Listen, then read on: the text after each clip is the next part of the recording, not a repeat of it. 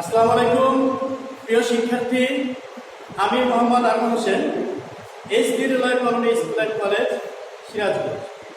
আমাদের প্রতিষ্ঠান কর্তৃক আয়োজিত অনলাইন ক্লাসে তোমাদের স্বাগত জানাই। আশা করি তোমরা ভালো আছো, সুস্থ আছো, ঘরে আছো। আজকে আমি তোমাদের সপ্তম শ্রেণীর বাংলা প্রথম পত্রের প্রথম কবিতা নতুন দেশ সম্পর্কে পড়াবো। নতুন দেশ কবিতাটি লিখেছেন বিশ্বকবি কবিগুরু রবীন্দ্রনাথ ঠাকুর।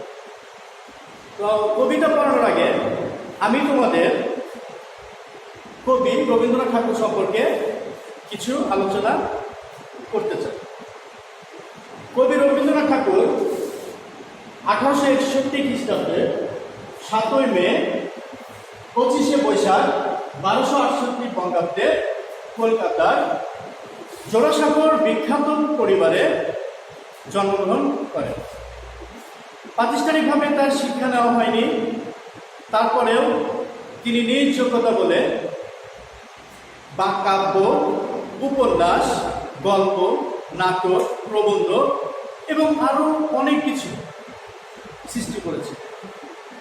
তিনি ব্যাকরণ তত্ত্ব, ভাষাতত্ত্ব, চিত্রকলাতেও অসামান্য অবদান রেখেছেন। তিনি একাধারে সাহিত্যিক, চিন্তাবিদ, শিক্ষাবিদ, নাট্যকার, নাট্য প্রযোজক, অভিনেতা ছিলেন। তিনি আমাদের বাংলাদেশের যে জাতীয় সঙ্গীত আমার সোনার বাংলা আমি তোমায় ভালোবাসি, কবিগুরু রবীন্দ্রনাথ ঠাকুর তিনি আমাদের এই জাতীয় সঙ্গীত রচনা করেছেন। তো তারপরেও তিনি 1941 খ্রিস্টাব্দের 7ই আগস্ট, 22শে শ্রাবণ 1348 বঙ্গাব্দে কলকাতায় মৃত্যুবরণ করেন। এই হলো আমাদের মোটামুটি কবি পরিচিতি। তোমাদের কাছে যদি বই থাকে তোমরা ক্লাসের সাথে সাথে বইগুলো নিয়ে মিলিয়ে দেখবা। এই কবিতায়, নতুন দেশ কবিতায় দুটি শব্দার্থ আছে। একটি হলো ভাটা আর একটি হলো আপিস। ভাটা, ভাটা শব্দের অর্থ হলো চাঁদ ও সূর্যের শক্তির আকর্ষণে সমুদ্র বা নদীর বেড়ে যাওয়া পানি কমে যাওয়াকে বোঝায়। আমি আবারও বলছি, ভাটা শব্দের অর্থ হচ্ছে চাঁদ ও সূর্যের শক্তির আকর্ষণের ফলে সমুদ্র বা নদীতে পানি বা জল বেড়ে যাওয়া, সেগুলো আস্তে আস্তে যে কমতে থাকে সেটাকে ভাটা বলে। আরেকটা শব্দ অর্থ আছে এখানে আপিস। আপিসটা হলো অফিস এরই একটি কথ্যরূপ। আমি আবারও বলছি, আপিস শব্দের অর্থ হলো, এখানে আপিস শব্দটা অফিস যে আছে এই অফিসেরই একটি কথ্যরূপ। তো এই হলো আপাতত মোটামুটি কবি পরিচিতি এবং শব্দার্থ। এখন আমি তোমাদের কবিতাটি পড়াব।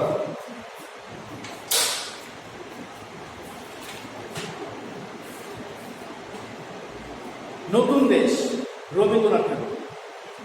নদীর ঘাটের কাছে নৌকো বাঁধা আছে, নাইতে যখন যাই দেখি সে জলে ঢেউ আছে। এই কবিতা নতুন দেশ কবিতাটি কবি রবীন্দ্রনাথ ঠাকুরের একটি আকাঙ্ক্ষা, একটি ইচ্ছা, অজানাকে জানা, নতুন কিছু জানা, প্রাকৃতিক সৌন্দর্য, এগুলো সম্পর্কে বিস্তারিত মনের ভাব তিনি এই কবিতাটির মাধ্যমে প্রকাশ করেছেন। আমরা কিন্তু এই প্রথম 4 লাইনে বুঝতে পারি যে উনি কত সুন্দর করে তার মনের ভাবটা বা নতুন তার জানার ইচ্ছাটা প্রকাশ করতে চেয়েছেন। তার মানে নদীর ঘাটের কাছে নৌকো বাঁধা আছে, নাইতে যখন যাই দেখি সে জলে ঢেউ আছে। কবি নদীর ঘাটের কাছে গেছে, সেখানে যে নদীর নৌকা বাঁধা দেখছে। যখন আশেপাশে ছেলে পেলে বা কবি নিজেও গোসল করতে যায়, তখন দেখে সেই গোসলের যে ঢেউ, পানিতে গোসল করার পরে যে ঢেউটা ওঠে, সে ঢেউ নৌকাটা তোলে, নৌকাটা কি হয় তোলে। কবির ভিতরে প্রশ্ন যাচ্ছে যে নদীর ঘাটের কাছে নৌকা বাঁধা আছে, আমি নাইটে যখন যাই, মানে গোসল করতে যখন যাই, তখন দেখি সে ঢেউয়ের সাথে যাচ্ছে। তারপরে আছে আজ গিয়ে সেইখানে দেখি দূরের পানে মাছ দেখতে নৌকা কোথায় চলে ভাটার টানে। কবি নদীর ঘাটে গেছে, নৌকা সে দোলানি দেখছে, দেখার পরে সে দূরে মাছ নদীতে তাকিয়েছে। তাকানোর পরে কবির মনে প্রশ্ন জাগছে যে দূরে সে নৌকা দেখতে পাইছে। তো নৌকাটা দেখার পরে তার মনের ভিতরে প্রশ্ন জাগছে যে মাছ নদীতে নৌকাগুলো কোথায় যায়, ভাটার টানে কোথায় যায়, এটা কবির ভিতরে একটা প্রশ্ন জাগছে বা ইচ্ছা জাগছে তার জানার যে কোথায় যায়। এই হলো পরে চালায়। তারপরে কবি লিখেছেন জানি না কোন দেশে পৌঁছে যাব শেষে, সেইখানেতে কেমন মানুষ থাকে কেমন বেশি। কবি সেই নৌকা যে যায়, নৌকা কোথায় যায়, কোন দেশে যায়, এটা তার মনের ভিতর প্রশ্ন জাগছে যে কোথায় যাচ্ছে আসলে, নৌকাটা যেতে যেতে যেতে কোথায় যাবে, কোন দেশে যাবে, সেখানকার মানুষগুলো কেমন হবে, সে মানুষের আচার আচরণ কেমন হবে, মানুষের প্রকৃতিটা কেমন হবে, সেজন্য কবি এই 4 লাইনে তার মনের ভাবটা প্রকাশ করেছে। জানি না কোন দেশে পৌঁছে যাব শেষে, সেইখানেতে কেমন মানুষ থাকে কেমন বেশি। সেখানকার মানুষগুলো কেমন হবে, কিভাবে থাকে, তাদের বৈচিত্র্য, এগুলো সম্পর্কে কবির ভিতরে জানার জন্য আগ্রহ প্রকাশ করেছে। তারপরে চলে গেছে থাকি ঘরের কোণে সাত জাগে মোর মনে, এমনি করে যাই বসে ভাই নতুন নগর করে। তার মানে কবি তিনি নিজের ঘরের ভিতরে থাকেন, এক কোণে থাকেন, সেটাই বলতেছে যে আমি থাকি ঘরের কোণে সাত জাগে মোর মনে। কবির মনে ইচ্ছা জাগে যে নৌকার মতো অমনি করে যাই বসে ভাই, অমনি করে নৌকার মতো কবিরও মনে সাত জাগে বা ইচ্ছে জাগে যে নৌকার মতো যদি আমিও যেতে পারতাম, আমিও যদি যেতে পারতাম কোন নগর, মানে নতুন নগর, নতুন দেশে যদি আমি যেতে পারতাম, তাহলে হয়তো অনেক ভালো লাগতো। এই যে তার কবির ইচ্ছা, কবির সেই নগরের নতুন দেশের সম্পর্কে যাওয়ার যে একটা প্রবণতা, যাওয়ার যে ইচ্ছা আকাঙ্ক্ষা, এখানে একটি কবিতার মাধ্যমে তিনি প্রকাশ করতে চেয়েছেন। তারপরে লিখেছেন কবি দূর সাগরের পারে জলের ধারে ধারে নারিকেলের বনগুলো সব দাঁড়িয়ে সারে সারে।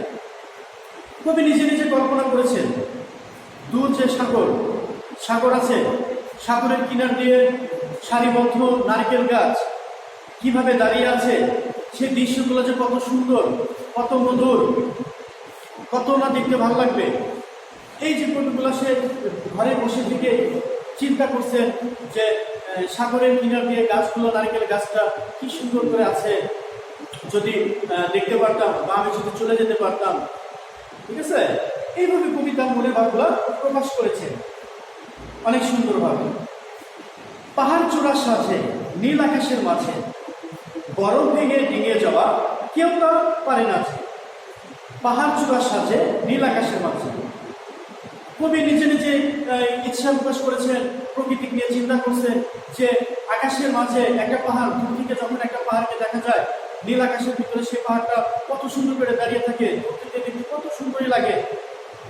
মনে হয় যে পাহাড়টা আকাশের মাঝখানে হয়তো কেউ কোনো চিত্রশিল্পী সুন্দর করে আঁকাইছে, অনেক সুন্দর দেখা যায়। কবির মনের ভিতরে সেই সুন্দর জিনিসটাও দেখার জন্য কিন্তু একটা আকাঙ্ক্ষা বা ইচ্ছা জাগে। বরফ ভেঙে ডিঙিয়ে যাওয়া কেউ তা পারে না, যে সেই পাহাড়টা কেউ পার হতে পারে না। কবি চিন্তা করতেছে যে কেউ তো পার হতে পারে না, ইস আমি যদি পাহাড়ে এইভাবে আকাশের মাঝখানে যে পাহাড়টা অনেক সুন্দর করে দাঁড়িয়ে আছে, আমি যদি সেই পাহাড়টা উঠতে পারতাম, আকাশ থেকে যদি নিচে আমি প্রকৃতিটা দেখতে পারতাম, কত না ভালো লাগতো। কবি এইভাবে মোটামুটি তার মনের ইচ্ছা, আকাঙ্ক্ষা, অজানাকে জানা, প্রকৃতি নিয়ে চিন্তা করা, এই কবিতার মাধ্যমে তিনি প্রকাশ করতে চেয়েছেন। তিনি আরো লিখেছেন, কোন সে বনের তলে নদীর নতুন ফুলের ফলে, কোন সে বনের তলে নতুন ফুলের ফলে, নতুন নতুন পশু কত বেড়ায় দলে দলে। কবি নিজে নিজে একটা বনের কথা চিন্তা করেছেন। কোন সে বনের তলে নতুন ফুলে ফুলে, মানে বনটা কেমন হবে, সেই বনে কি ফুল থাকবে, কি ফল থাকবে, সেই ফলের কালারটা কি হবে, স্বাদটা কেমন হবে, কি ফুল আছে, সেই ফুলের রংটা কেমন হবে, সুবাসটা কেমন হবে।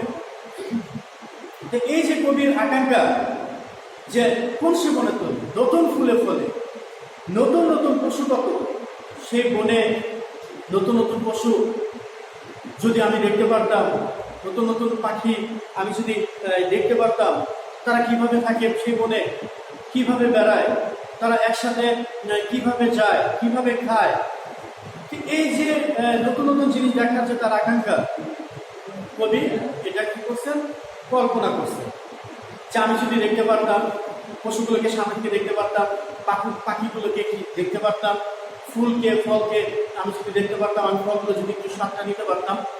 তো কবির এই যে আকাঙ্ক্ষা এই কবিতার মাধ্যমে তিনি প্রকাশ করতে চেয়েছেন।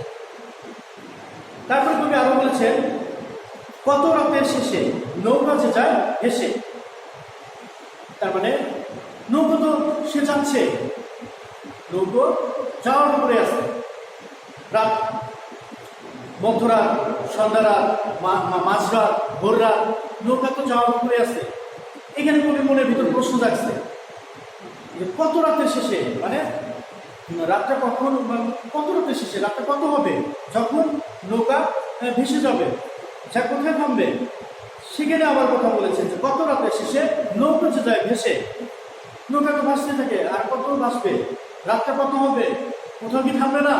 এই যে কবির ভিতরে যে একটা আকাঙ্ক্ষা, একটা জানার ইচ্ছা যে তখন তো থামবে না।